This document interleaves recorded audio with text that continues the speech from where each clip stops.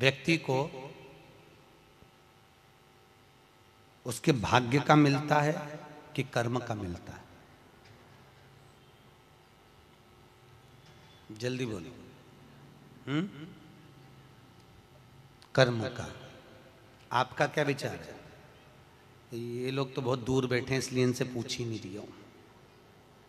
व्यक्ति को उसके भाग्य का मिलता है कि कर्म का मिलता है? पुरुषों से भी पूछने का मन है मेरा भाऊ, बोलो तो सही कि उसके कर्म का मिलेगा कि भाग्य का मिलेगा? है दोनों का मिलेगा। मेरी माताएं जीजियां बिल्कुल सही कह रही है, दोनों का ही चाहिए। काय का भाग्य का और कर्म का, ये दो हैं।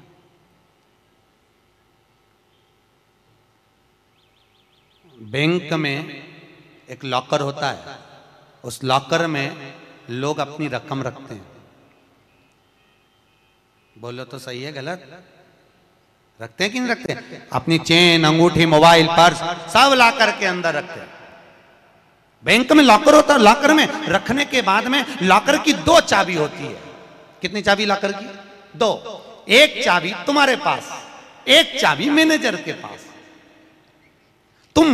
तुम्हारी चाबी कितनी भी लगा लो, जब तक मैनेजर की चाबी नहीं लगेगी तब तक वो लॉकर, अरे बोलो जम के, नहीं खुलेगी। और बैंक का मैनेजर कितनी भी चाबी लगा ले, लॉकर खुलेगा क्या? नहीं, तुम्हारी चाबी लगना जरूरी है। उसी तरह तुम्हारी चाबी है कर्म की चाबी, तुम कितनी भी घुमा लो पर वो ताला नहीं खुल सकता जब तक मैनेजर मेरा शंकर अपनी भाग्य की चाबी घुमा कर नहीं जाए। इसलिए तुम कर्म करो, भाग्य की चाबी मेरा भोलेनाथ घुमाएगा, और कब क्या दे जाए तुम्हें मालूम ही नहीं पड़ पाएगा। इसलिए चाबी दोनों होना चाहिए, एक भाग्य की, एक कर्म की। दो चाबी होंगी लॉकर खुलेगा, अगर एक चाबी लगी तो लॉकर नहीं खुलेगा। गणेश जी महाराज को भगवान कार्तिकेय महाराज बोल रहे हैं, माँ मैं कर्म करने गया था, मैं परिक्रमा करने गया था, और यहाँ गणेश जी महाराज को तुमने प्रथम गिनती में बना दिया। माँ ये क्या हुआ? माता पार्वती को गुस्सा तो बहुत आया, क्रोध भी आया, माँ पार्वती की आंख में अश्रु भी भर गए महाराज, आंसू है माता पार्वती के नयन, अश्रु।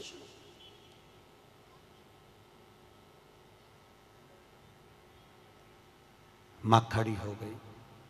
माता पार्वती ने आज खड़े होकर भगवान भोलेनाथ जी से निवेदन करा, आपने अपनी जिंदगी की ये गलती कर दी। क्या गलती? शंकर भगवान पूछ रहे हैं कौन सी गलती? तुमने गणेश जी को प्रथम गिनती में बना दिया, कार्तिकेय भी तो गया था, अगर कुछ थोड़ा सा आशीर्वाद रखना था तो कार्तिकेय के लिए रखना था, पर तुमने केवल गणेश को प्रथम गिनती में बनाया है, ये तुम्हारी गलती है। तो गणेश जी ने परिक्रमा भी तो करी है। माता पार्वती खड़े होकर शंकर भगवान से बोली, भोलेनाथ मैंने अपनी जिंदगी में आपसे कभी कुछ नहीं मांगा, पर आज तुम्हारी यह पार्वती तुमसे एक वर चाहती है। शंकर भगवान ने कहा मांग, तुझे क्या चाहिए? पार्वती कहती है आज के बाद तुम्हारी कभी पूर्ण परिक्रमा ना लगे, आज के बाद तुम्हारी कभी पूर्ण प्रदक्षिणा ना हो, पूर्ण नहीं होना। कौन ने मांगा? जम के बोलो, पार्वती। शंकर की पूर्ण प्रदक्षिणा माता पार्वती ने कह दिया भोलेनाथ आज के बाद ना हो, क्योंकि तुम भोले हो, तुम्हारे आसपास कोई घूम लेता है तुम उसको कुछ भी निकाल कर दे देते हो। होता है, दो बहुएं होती हैं, एक बहू रहती है पूना में, बोलो कहां? मुंबई या पूना, और दूसरी बहू तुम्हारे साथ रहती है। अरे बोलो जम के, एक दूर रह रही है और एक तुम्हारे साथ रह रही है। पर सास को जो साथ रह रही है ना, रोज पूछ रही है ना, वो अच्छी नहीं लगती। वो जो दूर रहती है ना, उसका गुणगान 24 घंटे करती है। ये डोकरियों की आदत भी बुरी, बढ़िया, बड़ी बुरी आदत।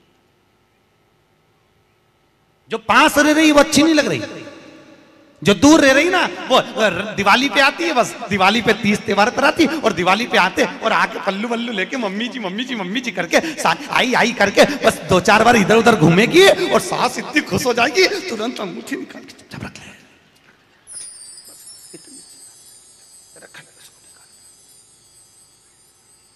जो तुम्हारे पास में है वो बुरी लग रही है, वो चाय दे रही है, दूध दे रही है, बस बोलने में कभी कभी बोल देती है। अब बहुएं हैं बेचारी, हो जाता है।